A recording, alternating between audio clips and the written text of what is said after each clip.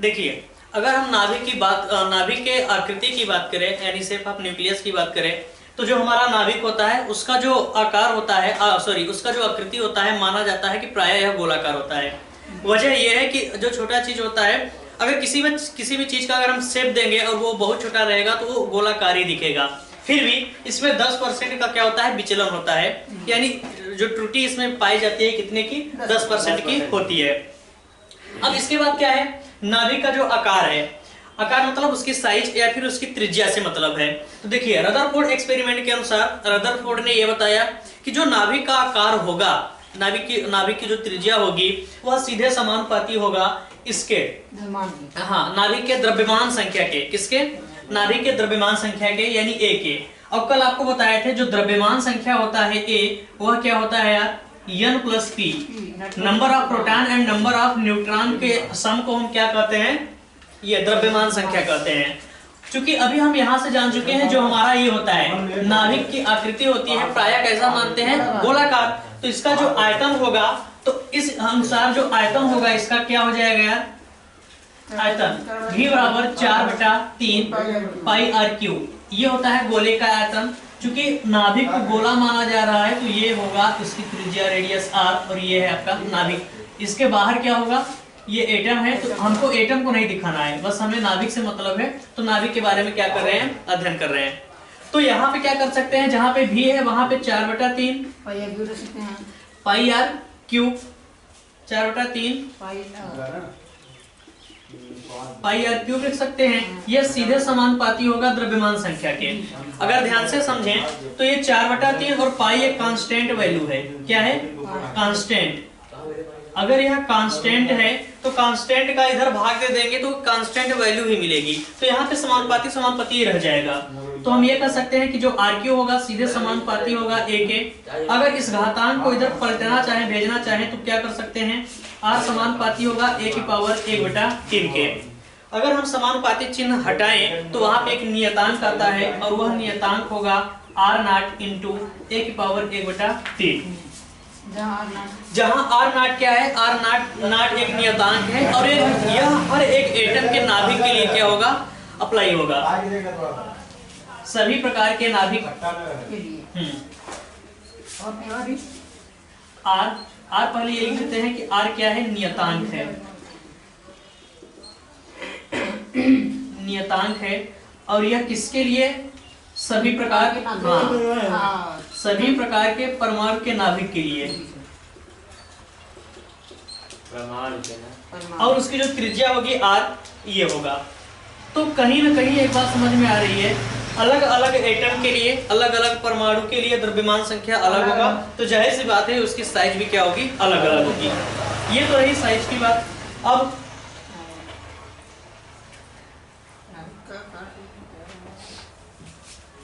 अब देखिए, ये जो R होता है, R, इस R का मान होता है R0, सॉरी ये जो R0 है इसका मान होता है 1.2 इंटू 10⁻⁻15 मीटर। किसमें, मीटर में। अब 10⁻⁻15 को हम कल बताए थे फर्मी बोलते हैं, और क्या बोलते हैं, फर्मी। तो R0 बराबर क्या हो जाएगा, 1.2 फर्मी। अब जहाँ पे R0 है वहां पे इतना मान रख सकते हैं। तो जो हमारा R है वह क्या निकल के आ जाएगा, R बराबर 1.2 इंटू a की पावर 3, यही होगा ना। और ये किसमें निकलेगा, फर्मी में। अगर केवल 1.2 रख रहे हैं तो जो रेडियस निकलेगी किसमें रहेगी, फर्मी में रहेगी। ये इतना होगा। अच्छा, यहाँ पे किसमें रहा होगा, जाहिर सी बात है मीटर में रहा होगा। इतना समझ में आ गया। ये सॉरी ये R0 है।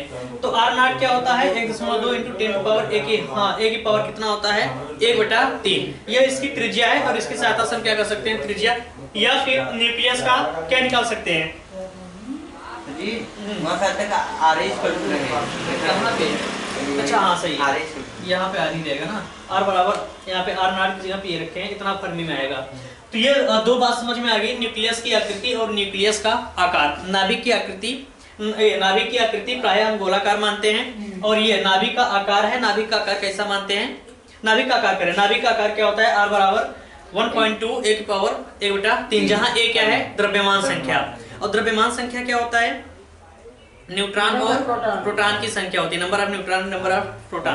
अब इसके बाद बात आती है किसकी, डेंसिटी ऑफ न्यूक्लियस, यानी नाभिक का घनत्व। पहले बताए थे ना, बताए सेम ऐसे आया था ना।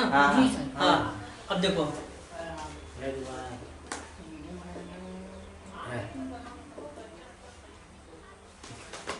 नाभिक का घनत्व, नाभिक का आकार हो जाए तो बस खाना। Density of nucleus. देखो घनत्व जो होता है, घनत्व को किससे लिखते हैं, रो से। तो इसको हम रिप्रेजेंट करते हैं किससे, रो से।